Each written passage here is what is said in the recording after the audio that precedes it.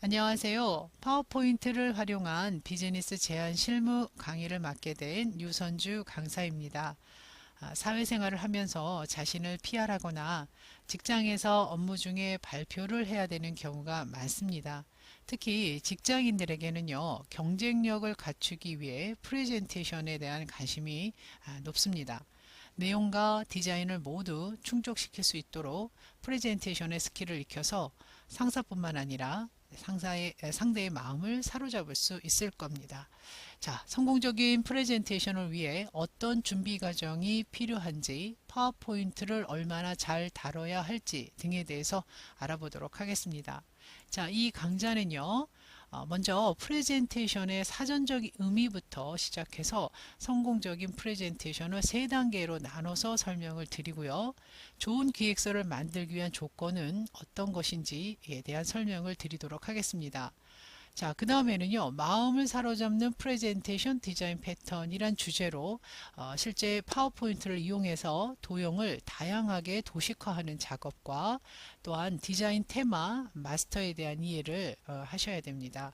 자, 그 다음에 파워포인트 외에 파워포인트만으로는 좀 부족한 기능들을 보충해 줄 수 있는 포토샵이라든가 무비메이커와 같은 동영상 제작 프로그램들을 별도로 보충할 수 있도록 하겠습니다.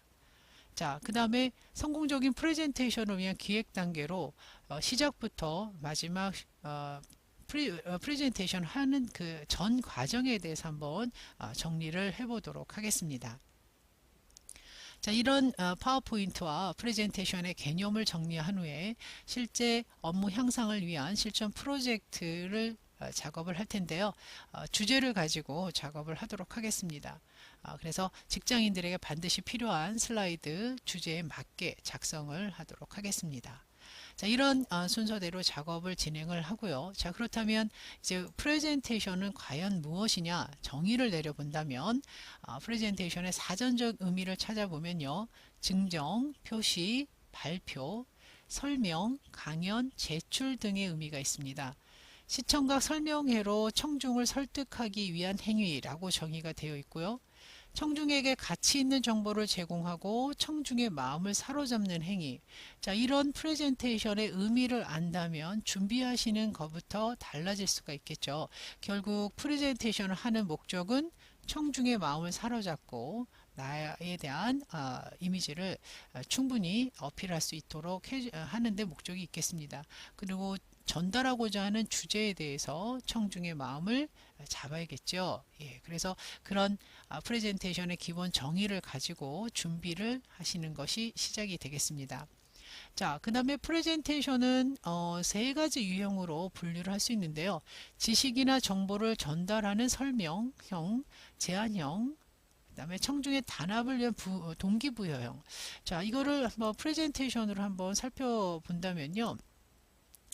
제안서의 경우가 있겠고요. 자, 어디 한번 볼까요? 마케팅 제안서의 경우, 이제 농식품 뭐 이거는 뭐 지나간 거기는 하지만요. 자, 이런 슬라이드 프레젠테이션을 좀 보면서 자, 여러분들 구분하실 수가 있는데 그 목적에 따라서 자, 신제품 발표하는 프레젠테이션의 모습입니다. 모양입니다.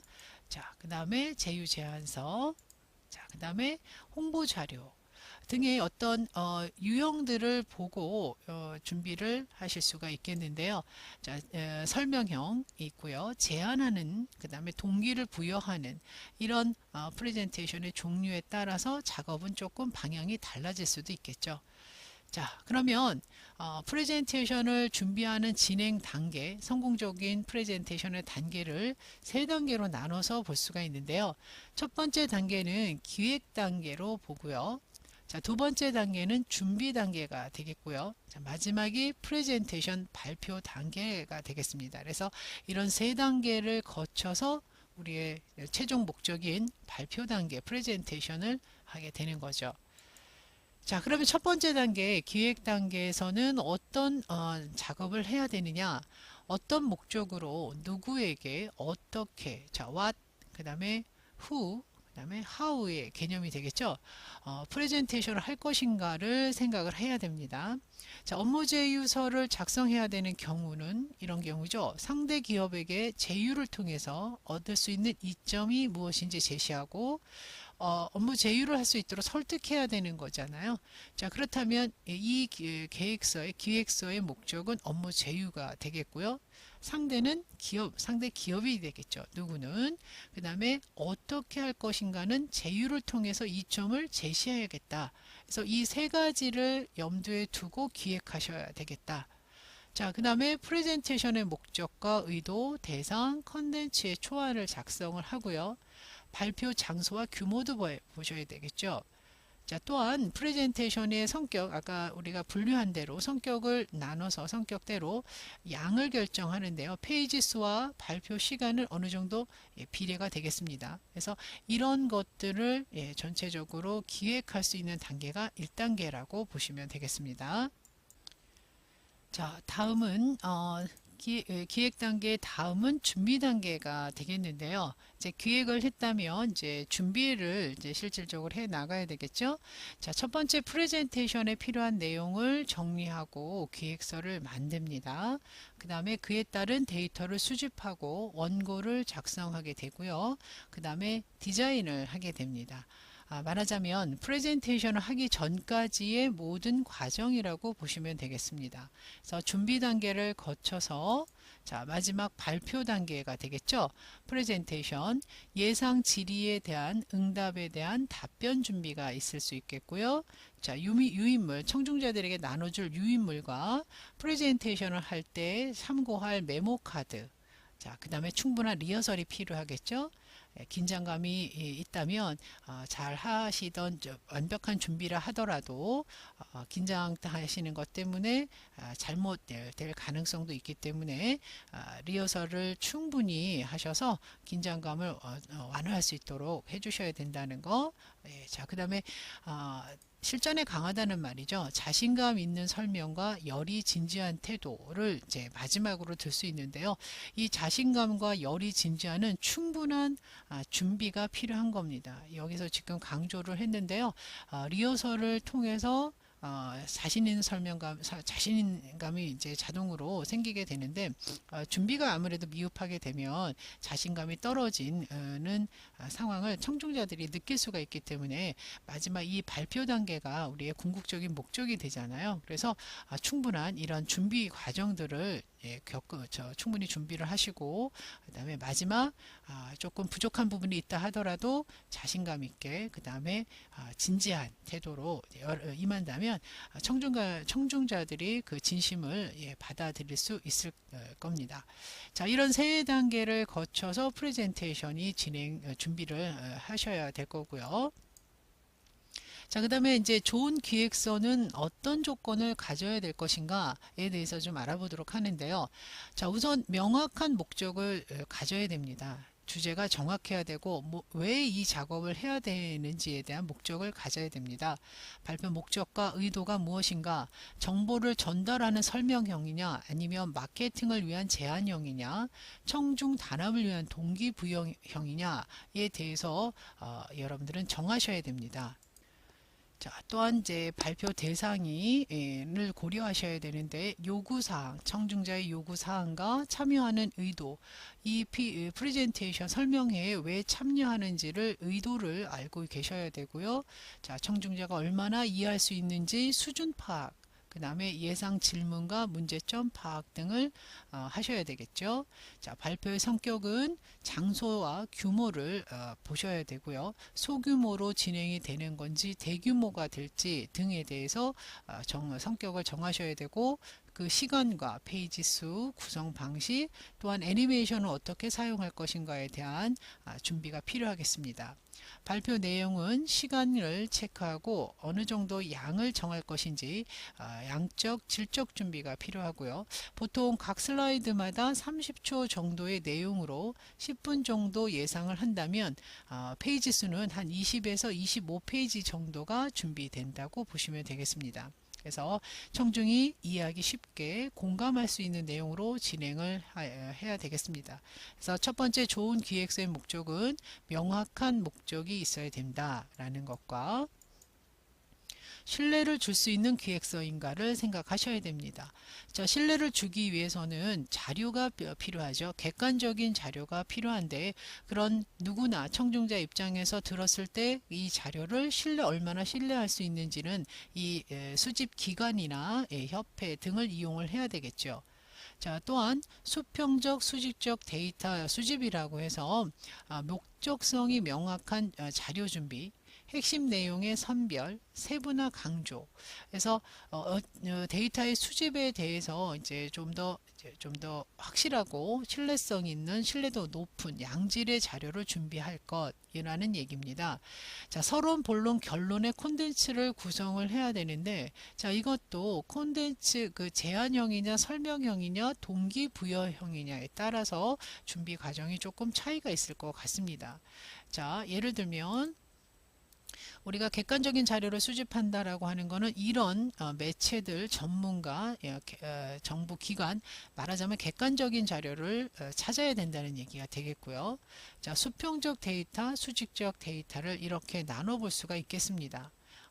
결국은 양질의 데이터, 객관적인 데이터를 수집을 해야 된다는 얘기가 되겠고요. 자, 서론과 본론과 결론의 콘텐츠 구성이 필요합니다. 서론에서는 문제제기 또는 결론을 제시하고 그거에 대한 부연 설명을 들어간다던가, 자, 본론 들어가고요. 마지막 마무리를 잘 해야 되겠죠. 마무리에서는 비전이나 계획을 제시해서 청중자로 하여금 방향성을 잡을 수 있도록 해주는 것이 중요합니다. 자, 그러면 제안형의 프레젠테이션인 경우에 두 가지씩, 즉 첫 번째 단계에서 해결책을 내놓고 그 해결책에 대한 방법들을, 당위성들을 설명해 나가는 방법이 있겠고요.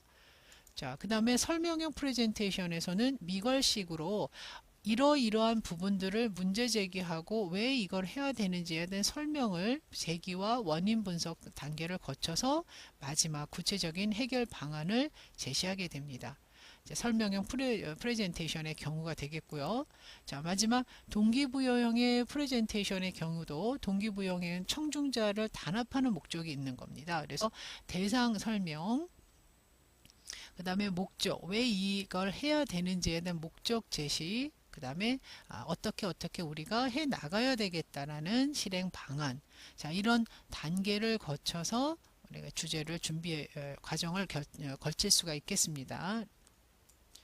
자, 이런 과정을 통해서 보다 청중자에게 신뢰감을 형성을 할 수가 있다라고 보시면 되겠습니다. 자, 그러면 또 좋은 기획서의 조건은 뭐냐? 간결함이다. 자, 너무 내용이 많거나 문장이 길어지거나 하지 않도록 준비를 하셔야 되고요.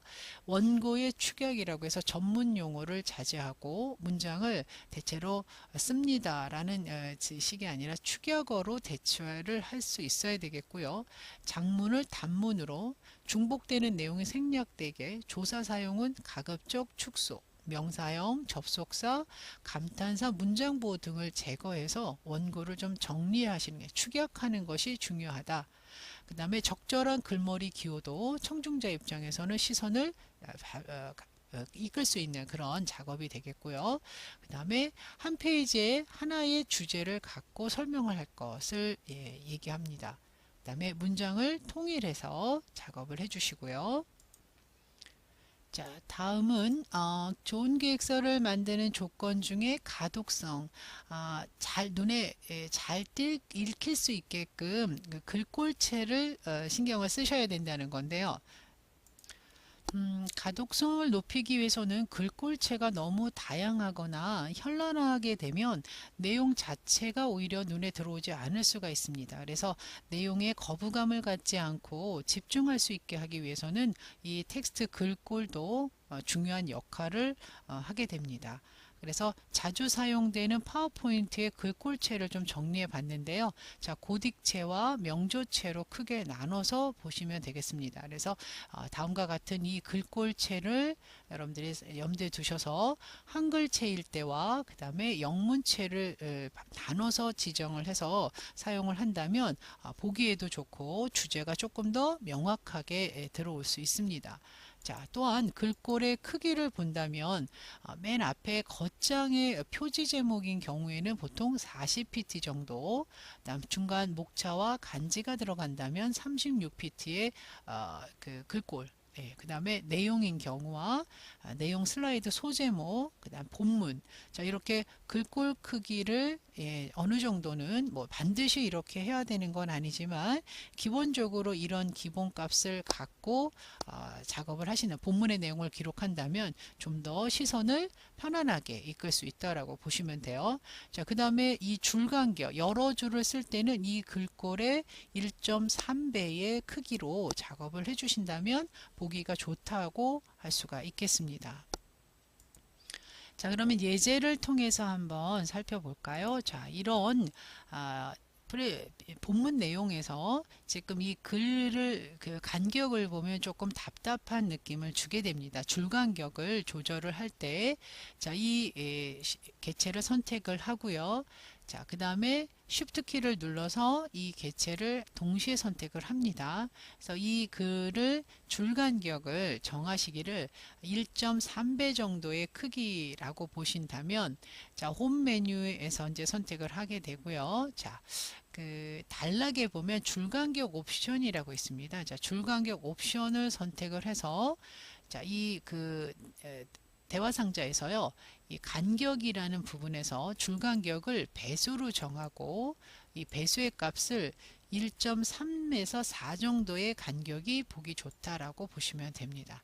이 글꼴 18pt의 1.3배 간격으로 이렇게 조절한다면 아무래도 보기가 더 편안하다라고 보시면 되겠습니다. 그래서 줄 간격도 텍스트 크기와 연관해서 생각을 해주시면 되고요. 또한 텍스트를 강조할 때도 색을 좀 생각하셔야 될 것이 밝은 배경일 때와 어두운 배경일 때를 좀 생각을 합니다. 밝은 경우일 때는 강조할 땐 주로 이제 붉은색 계열을 선택을 하고요. 또는 이제 기본적으로 글꼴이 밝을 때는 검정이 보기가 좋습니다. 근데 어두운 배경일 때는 흰색이나 또는 이제 이렇게 노란색으로 강조를 할 수가 있겠죠. 네. 그래서 밝은 배경과 어두운 배경을 나눠서 강조를 할 수 있는 글꼴색을 선택을 하면 되겠습니다. 자, 다음은 좋은 기획서를 만드는 조건으로 시안성을 볼 수가 있는데요. 아무래도 도형을 배열했을 때 도의 디자인이 세련되고 예뻐야 또 시선을 끌 수 있어야 청중자가 그 내용을 이해하는 데 도움이 됩니다. 그래서 체계적이고 짜임새 있게 디자인이 되어야 시안성이 좋다라고 볼 수가 있겠죠. 자, 그래서 무엇보다도 그 파워포인트에서는 도식화 작업이 굉장히 중요합니다. 청중의 이해를 돕기 위해서는 그래프나 표, 도형 도의 디자인 작업이 굉장히 중요하고요. 중요도를 고려한 레이아웃, 어떻게 배치를 할 건가, 그 다음에 슬라이드 수는 구성은 어떻게 할 것인가, 표지와 목차와 간지 내용은 각각 어떤 식으로 작업을 할 것인가를 염두에 두셔야 될 것입니다. 그러니까 프레젠테이션을 만들 때 이제 이런 시안성도 고려해서 작업을 하셔야 됩니다. 라는 얘기인데요. 자, 한번 살펴볼까요? 자, 이런 식으로 이제 프레젠테이션을 어떻게 도식화할 건가 하나를 만들어서 자, 이런 식으로 상품 설명, 디자인 설명을 해 나갈 수가 있겠고요. 자, 이렇게 자금 지원 절차를 할 때는 뭐 어떤 부분이 중요한지 이 흐름을 파악할 수 있게끔 이런 프레젠테이션을 구성할 수가 있겠습니다. 이 자금 지원 절차라는 이런 공통사항이 이제 이렇게 흐름을 따라갈 수 있도록 만들어 주는 거. 예, 그 다음에 또 어떤 게 있을까요? 표지 이미지는 또 어떤 식으로 잡을 건가? 자, 이렇게 표지는 자, 그 다음에 목차, 간지 이렇게 볼 수가 있겠죠. 자, 이 목차 이미지나 간지 이미지는 어떤 식으로 작업을 할 건가? 디자인 표지 이미지와 간지, 목차는 같은 디자인으로 연결을 해주는 게 좋겠죠. 자, 이렇게요. 자, 그러나 내용이나 본문에 가서는 조금 차이가 있을 수가 있는데요. 최대한 내용은 심플하게 내용을 문장으로 들어가지 않고 심플하게 단어를 축약해서 표현하는 것이 명사형으로 표현하는 것이 좋다. 그래서 도형들을 조금 더 안정하게 균형감 있게 디자인하는 것이 중요하다. 그래서 표지, 그다음 목차, 간지 이런 그 슬라이드 구성에 따라서 어떻게 디자인을 할 것인가를 생각하는 것이 시안성이 좋은 그런 기획서라고 보시면 되겠습니다. 자, 이렇게 이제 프레젠테이션을 준비하는 세 개의 단계, 기획부터 준비 단계, 그 다음에 기획 단계, 마지막 프레젠테이션 단계를 거쳐서 작업을 하셔야 되는데요. 이제 이런 기획서의 조건들, 성공적인 프레젠테이션을 위한 기획서의 조건에는 이렇게 다양하게 신경을 쓰셔야 될 것이 있다라고 보시면 되겠습니다. 자, 다음 강좌에서도 계속해서 좋은 기획서의 조건들을 조금 더 정리를 해보도록 하겠습니다.